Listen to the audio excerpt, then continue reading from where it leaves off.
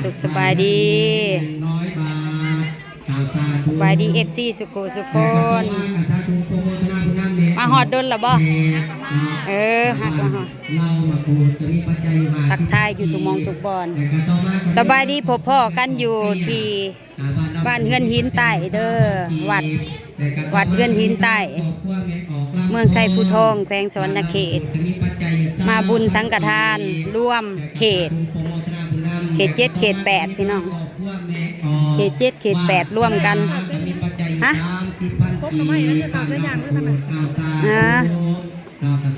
ติดชายแดนเลยเด้อนี่ที่เห็นต้นไม้ละลายนี่เป็นตะฝั่งของ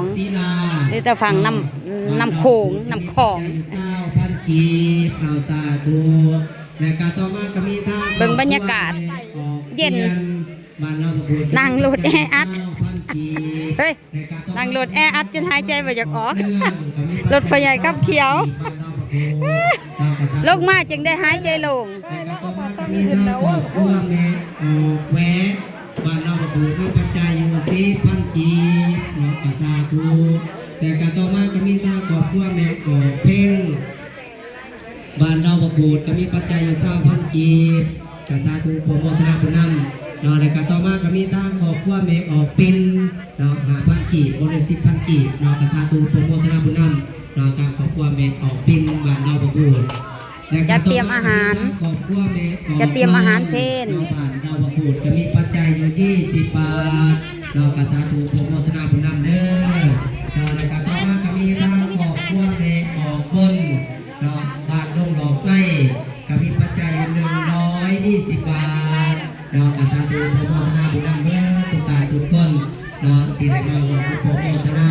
เราต่อไปเป็นทางแก้วทางกิจ10 ประการเราท่านไปเดียวใครมีแต่ความสุขความเจริญเราท่านไปเดียวใครมีแต่ความสุขกายสบายใจได้ขอบคุณและสร้างเราปรารถนาสิ่งใดกับพ่อได้สมดังอนุภาพให้ปรากฏในเมืองคนยาถูกจงเงินใส่แพ้สบายหรือสอยแพ้พ่อยไหวสร้างปรารถนาอย่างใดยังขอให้ได้ดังล้นสมใจเจ้าปรารถนาถูกประการถูกการถูกคนเดินอาสาธุนั่นเป็นนั่นข้องเลยนั่นโน้ตเอาเบาๆแล้วเพลงประกบมาน้ำตีอันน่ะมาน้ำตีหำมาหอดเทิงแล้วชุมเฮาฮะก็มาหอดยังไงมาก่อนมื่อนี้มาก่อนยูริก็มาได้มื่อนี้ยูริก็มาทำบุญทำได้มื่อนี้ได้โอ้ยชื่นใจสวยเลยครับพี่น้องเลยเราเป็นนาลูกซีดีทั้งหลายพ่อแม่เป็นคนฮักท่านมีเพื่อนบ่มีบัตรความเจริญบ่มีกล่าวพ่อมานั่งหรือข่าวศาสนาอย่าปาปล่อยท่านบ่ได้เฮ็ดหน่อยก็ขอให้ได้เฮ็ดหลายพี่น้องเลยเพิ่นว่าถึงสิทุกข์ยากง่ายเกินขาดได้ง่ายอย่าสลายศีลธรรมพาเพียรรักษาไว้พี่น้องน้าบ่อพี่น้องทั้งน้าบ่อของพระพุทธเจ้าเฮาได้พี่น้องทั้งศรีวิไลสมุทรแดนเปโซให้ห้องกอสืบไปเสริมเพิ่มสืบมาพี่น้องเอ่ยจงสามัคคีกันไปคือข้าวเหนียวหนึ่งใบพี่น้องทั้งศรีวิไล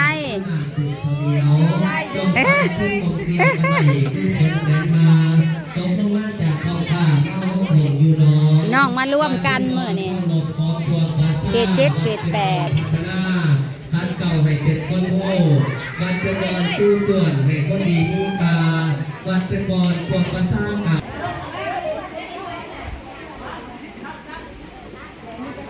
การแสดงประกาศเนาะต้นสามัคคีเนาะประกาศให้คนอยากยกเข้าเข้าในภาคเนาะจะมีทางบ้านหน้าโมงเนาะจะออกอะไรนำผ้านำใบพระวัดหน้าที่ใบพระหัวสีผ้ากันสักท่าเรื่องไหนเทระบาลเทระบอลก็เศร้าสมถะสิ้นว่าสุขสุขคนเลยสมถะลายคือผมว่าสิดูอีกไปกับบอกเถื่อกับหัวไหล่โดยบอกใบพระบอกไม่ออกอะไรผมเป็นอย่าง บอกได้สินายไม่บอกนี่นะจะวิ่งไปจากอื่นมาก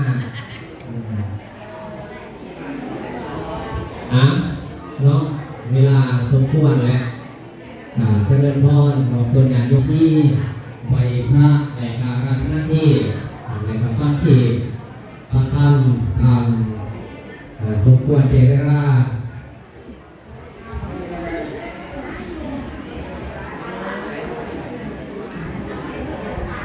บารมโตสัมมาอาจารย์เพิ่นบอกเพิ่นเจ็บเพิ่นบอกเพิ่นสอนเพิ่นเทศโอกาสเอาง่ายได้ยินครูบาอาจารย์หรือว่าครูบาอาจารย์เพิ่นเทศเพิ่นสอนเพิ่นบอกเอาครับทำแล้วได้จังได๋บ่ปฏิบัติเฮียนแล้วฮู้แล้วบ่ปฏิบัติตามกันบ่มีผลหรือว่าบ่ได้ผลนะมื้อนี้ก็สิได้เอาธรรมะเอาธรรมะสู่ฟังเอิ้นว่าเฮ็ดบุญเฮ็ดยากเด้อจังเนาะแต่ว่าเฮ็ดง่ายอยู่ถ้าว่าเฮามีความรู้จักนะหรือว่ามีรู้จักในการเฮ็ดหรือว่ารู้จักในการให้ทานทานแต่ว่าการให้สิ่งของประณีตให้เป็นแนวดีๆมาให้เพิ่นสั่งให้เพิ่นกินอุปถากบุญอุปถัมภ์ครูบาอาจารย์ให้บอกครูบาอาจารย์มาเบิดเขตเพื่อนที่เฮามีความพร้อมเพรียงกันได้มาเฮ็ดจัดงานสังฆทานร่วมกันเจ้าไปหาข่อยไปหาเจ้ามันม่วนเนาะม่วนบ่ผู้ใดนี่บ่พอใจโอ้ยว่าเฮ็ดเป็นหยังเด้ถามว่าลำบากเราลำบากก็ย้อนคิดให้ไม่ออกมาแล้วอยากให้เฮ็ดบุญอยากให้เฮ็ดคุณงามความดีในความกันหาอยากได้ดอกหาอยากได้เอาสิมีเฮ็ดหยังเฮ็ดความพร้อมเพรียงกันเลยว่ามีหยังก็ช่วยเหลือกันคนลาวช่วยเหลือกันมีหยังก็ช่วยเหลือกันซึ่งกันและกันมักแบ่งปันกันและกินสำเร็จเด้อชื่อบอกเนาะบุญเกิดจากหยังเกิดจากการกระทำมีความสุขนั่งจะมีความสุขบ่เดือดร้อนไผเกิดว่าบุญบัดนั่งจะมีความทุกข์นอนจะมีความทุกข์กินจะมีความทุกข์มีเงินรายจะมีความทุกข์อันนั้นเกิดแบบนี้เกิดว่าบาปเห็นปะบุญคือหยังบุญคือว่าบุญเกิดจากหยังเกิดจากการกระทำนั่นไหนกายกับนิสัยวาจาก็อย่าว่าผู้อื่นแล้วเนี่ยอันนี้มักว่าอะไรไม่ใหญ่บางคนนะมักจมผู้อื่นมักเผาผู้อื่นเขาไม่เบาพี่ไม่ช้าเบาพื้นลูกเบาพื้นหลานเบาพื้นอิสาทิษยากันส่วนแบบเดียวดิมันเป็นยังเป็นบาปเพิ่นมาให้ว่าวได้ว่าวในนามเรื่องนรกสวรรค์พูดพระนักพุทธเจ้าเพิ่นให้ว่าวไว้ได้หลายนอนกับว่าวเด้อเอาต้องดีผักยันโยมนอนกับภาวนาภาวนาเด้ออยู่ในลมหายใจกำสัวยอมไรสัวสิไปรวมกันบวกกันบ่ได้บ่เฒ่าแม่เฒ่าเฮาสุคนนี่อายุสิอยู่ฮอด120 ปีบ่มีผู้ใดฮอดจักคนนางอยู่นี่ผู้ใดสิบอกได้ว่าผู้ใดสิไปก่อนไปหลังบ่เทื่อผู้ว่าผู้ไปก่อนก็มีนั่นนะแม่นบ่ล่ะเพราะฉะนั้นความตายต้องให้พ่อแท้ๆนั่งอยู่นั่นนี่บ่ว่าแต่ว่าหลวนว่าหลานนางมื้อนี้ก็บ่ยังจักคนจักโงใส่สีได้ก็บ่ทันเด้อจื้อไว้เด้อบ่ออกไม่ออกมาเด้อถ้ามานี่เฮาอยากได้บุญแหละบ่แม่นอยากได้บาปเพราะฉะนั้นเฮาฟังได้ความรู้ได้สติได้ปัญญาได้ต่อไปประพฤติปฏิบัติจังสิเกิดผลฟังซื่อๆบ่เกิดประโยชน์บ่ได้ผลหยังเนาะเอาสาธุบุญต่อไปก็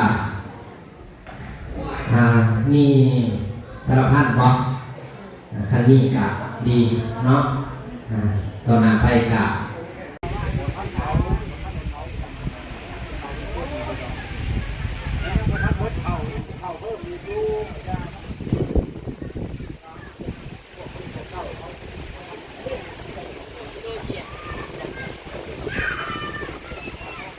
ลมเย็นอยู่ฝั่งคลอง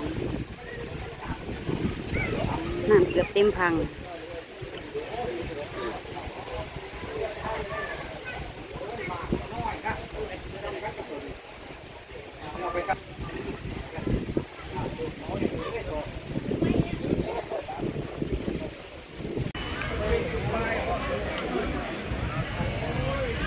แล้วเหียบห้อย กินเขาวแล้วเหียบห้อยพี่น้องหลังจากที่ถวายเขาวปลาอาหารฟังธรรมถวายเขาวปลาอาหาร แล้วก็กินเขาวสามัคคีมาทำบุญมื้อนี้ก็มีถวายปัจจัยแหน่เขาวปลาอาหารแหน่นะก็จงร่วมอนุโมทนานำกันเด้อ FC ทุกท่านทุกคนที่ติดตามหลายบ้านแตกวุ่นๆเนี่ย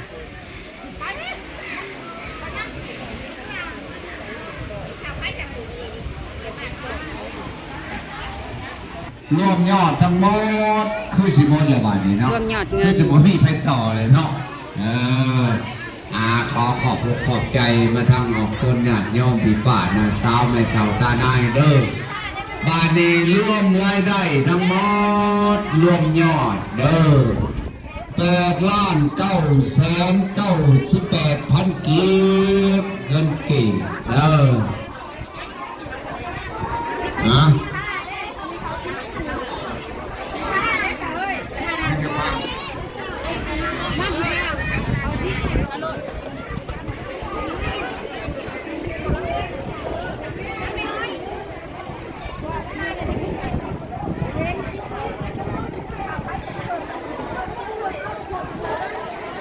พันกีเนาะและอีก100,000นี่เป็น9 ล้านบอกและเป็น9 ล้านยังขาดเนาะและเงินบาทนี่9,310 บาทสาธุ สาธุ นะเนี่ยเลขยังทางเที่ยงอยู่8,998,000 กีบเงินกีบเงินบาทนี้ได้9,310 บาท ได้หลายได้นี่ เกือบฮอดหมื่น 9,310 บาท เงินกีบกับ8 ล้านป้าย เงินบาท เงินบาทก็9,000 กว่า อยู่บ่หลายเนาะจังสิฮอดหมื่นเนาะกรรมการจงมาใส่พวกนั้นเลยนี่มันฮอดหมื่นซะ เออ มันยังขาดอยู่